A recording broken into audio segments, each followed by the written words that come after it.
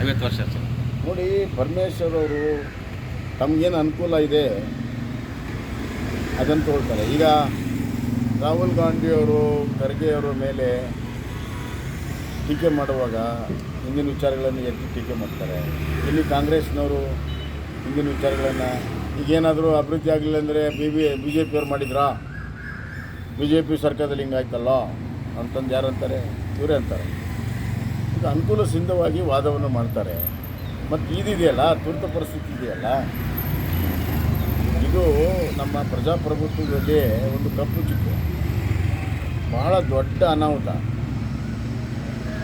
ಏನಾದರೂ ತುರ್ತು ಪರಿಸ್ಥಿತಿ ಮುಂದುವರೆದಿದ್ದರೆ ಪರಮೇಶ್ವರರು ಇರ್ತಿರಲಿಲ್ಲ, ನಾವು ಇರ್ತಿರಲಿಲ್ಲ ಮಾತಾಡೋದಕ್ಕೆ. ಅರ್ಥ ಮಾಡ್ಕೋಬೇಕು ಅವರು. ಸೊ ಹೀಗಾಗಿ ಇದನ್ನು ಕಾಂಗ್ರೆಸ್ ಪಕ್ಷ ಗ್ರೇಸ್ಫುಲ್ಲಾಗಿ ಒಪ್ಕೋಬೇಕು. ನೋಡಿ, ಮಾಡಿದ ತಪ್ಪನ್ನು ಒಪ್ಕೋಬೇಕು, ಮುಂದೆ ಮಾಡದಂತೆ ನೋಡ್ಕೋಬೇಕು. ಅದು ಧೀಮಂತಿಕೆ. ಅದನ್ನು ಬಿಟ್ಟು ನಾವು ತಪ್ಪು ಮಾಡಿದ್ದು ಮರ್ತು ಬಿಡಿ ಅಂತ ಹೇಳುವಂಥದ್ದು ಪರಮೇಶ್ವರ್ ಅವ್ರದ್ದು ಸರಿಯಾಗಿ.